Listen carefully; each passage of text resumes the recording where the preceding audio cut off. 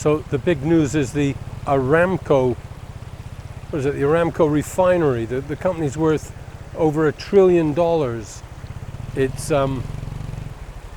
they were just having a meeting in Dubai, I think last weekend, about how to sell it. The king of Saudi Arabia just appointed his relative to be the energy minister with the job of selling Aramco quickly. They're going to start selling it locally in November. Now you can imagine the size of this company and the value it is. Now this wasn't the plan that the Americans, the Londoners, the whoever bankers had in mind in the West, because they wanted it put up for sale in New York and London in the West, and that wasn't the plan that the Saudis have taken.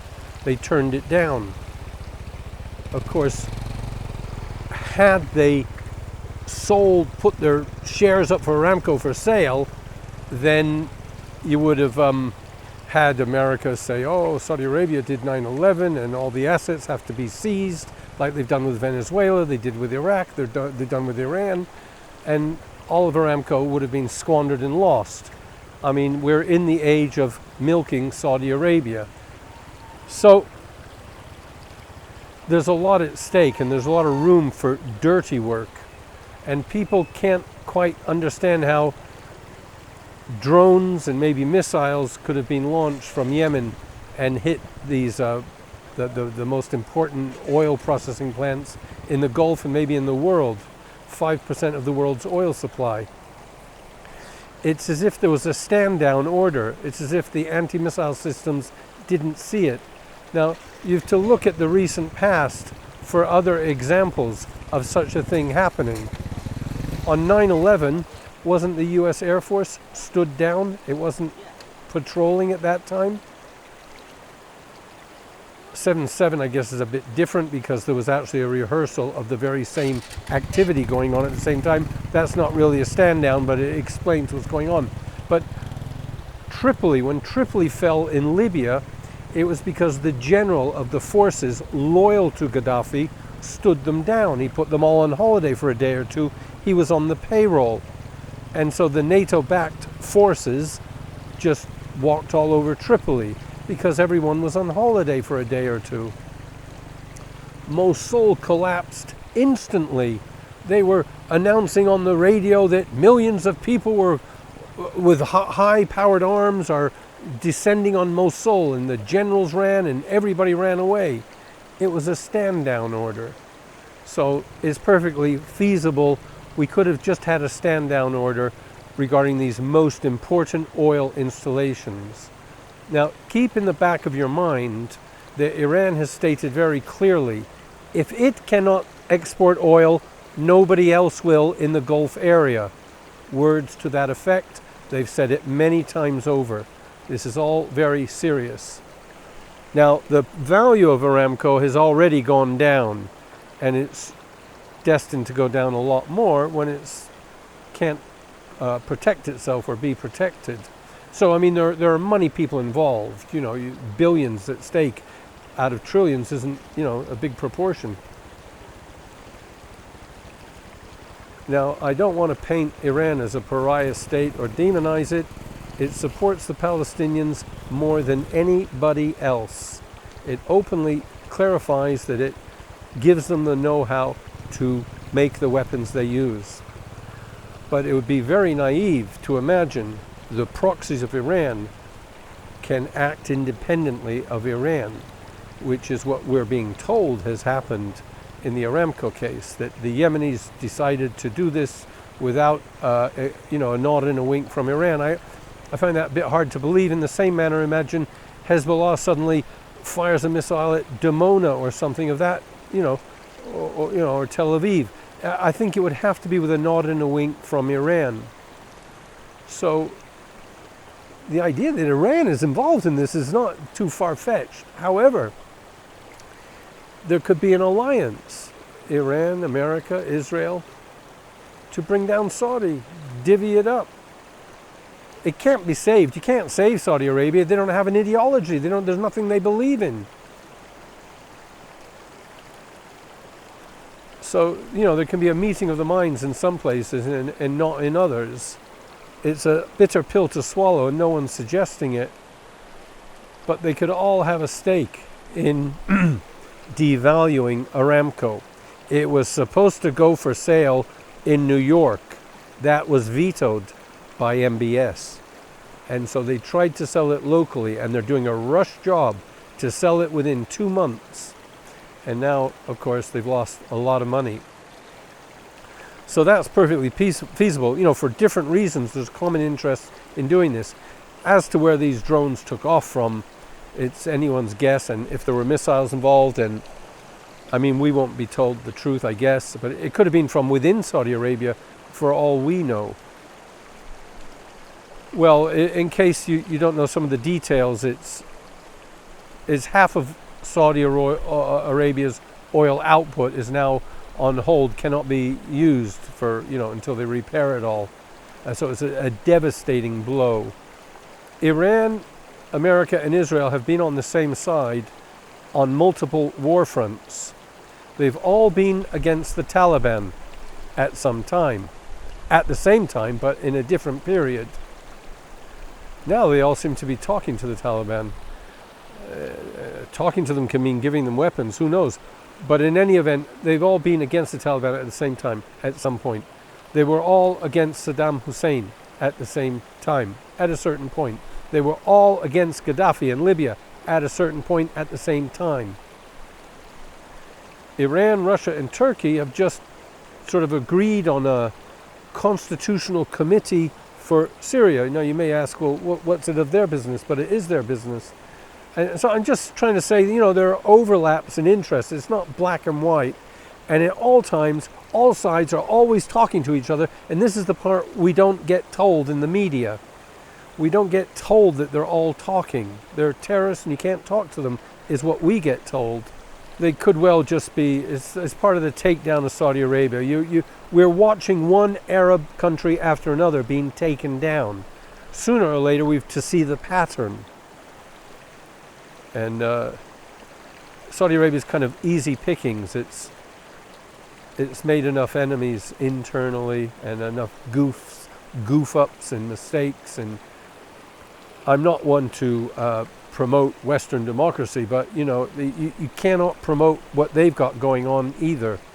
I've been speculating on what power Iran may have to cause the U.S. to keep backing down, making a threat and doing nothing. Being humiliated, having a drone shot down and doing nothing. And I kind of point to Russia and China. I think they, probably say a lot behind the scenes, but there's another factor, and that would be the Iranian expats that live in the United States.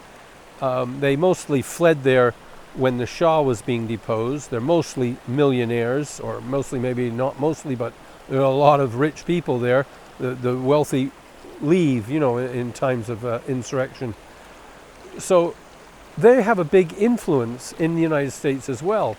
When they were making the nuke deal, the G5+1 or whatever it's called, there were Iranian expats in the United States, anti-regime, anti-Ayatollah, advising the US government and negotiating for the nuke deal.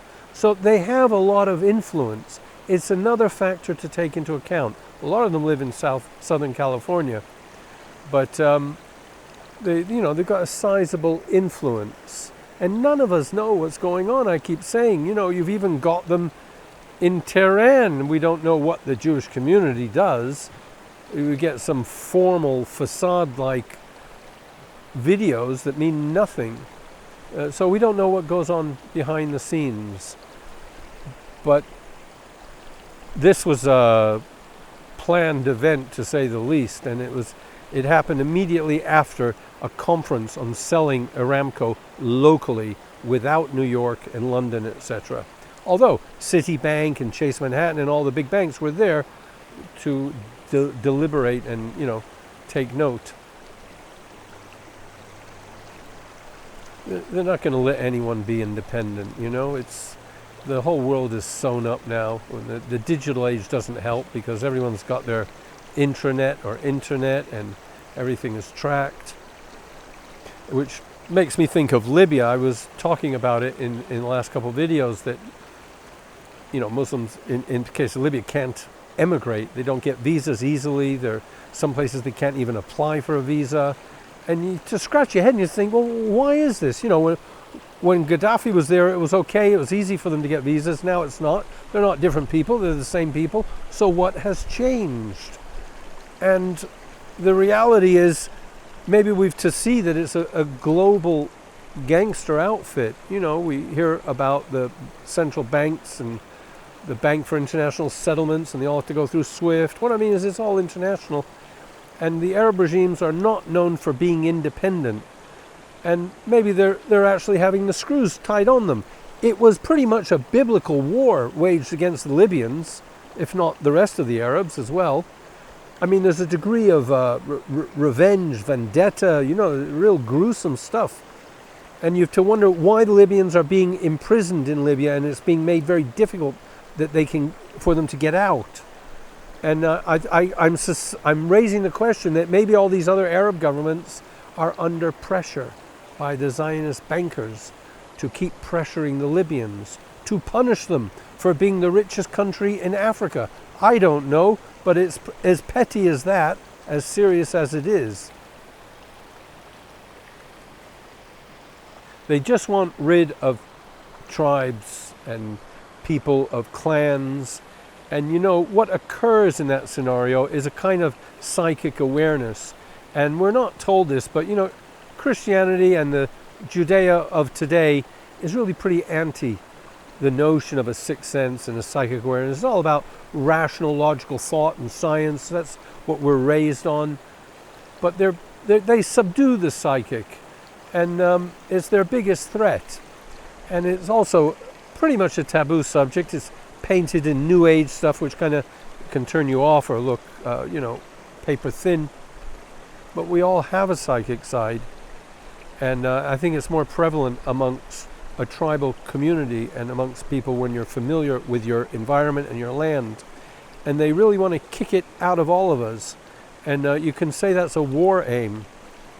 I believe Islam has more of an opening to the mystical side than the other religions. I think what the Jews have done is tried to make it systematic, which is probably the last thing in the world being psychic could be.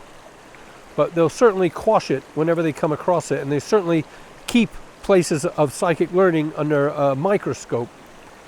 And I don't know that how many people can turn it on at will, at wish, because we're all susceptible to egos and distractions. But if anybody could, they would be milked like a cow, and they would have no freedom.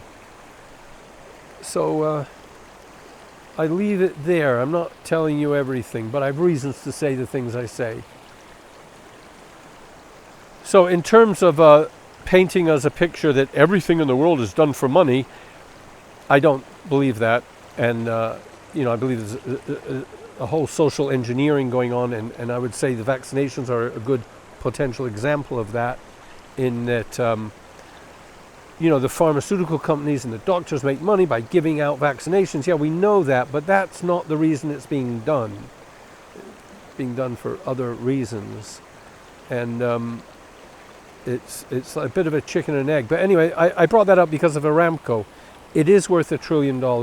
There are people that will do dirty deeds to make a few extra billion, or certainly to ensure that the Saudis can never stand up on their own 2 feet. I finish. I need your help. It's difficult times. I've got a website. I cannot get it to work yet. It will happen. There will be an act of God. There will be a miracle. Somebody will come and help me that knows WordPress, because I'm terrible at all this. I need your help with the donation, PayPal, the bank account. I always send an email reply, and I thank you a lot. And I just could be right about Aramco, and I'm a lone voice. But the pieces fall together. It was supposed to be sold in New York. They stopped it being sold in New York. They tried to sell it locally. The meeting was just last week in Dubai. And there's the threat that the Americans will prove that the Saudis did 9/11, even though half the Saudi hijackers said to have done 9/11 are in Saudi Arabia saying, we're here, we didn't die. Never mind that. You see, it's just the Zionist press that paints us a picture and we all swallow it, repeat it, discuss it. It could be Epstein was killed. It could be anything. What we've got now is Iran destroyed Aramco. Well, even if it were true, it's only half the story. You've got to have the whole perspective. But I don't know. I think it's more likely that it's done with a nod and a wink all the way up the ladder. I know more likely that the Americans and the Israelis are in on it, in my guesswork. But if I'm wrong, Iran could certainly prove that if it's not allowed to sell oil, nobody else will. But we don't know all its cards up its sleeves. And these Iranian expats in America, they may be dead against the Iranian regime, but they don't want to see a genocide of the Iranian people. They all have relatives there.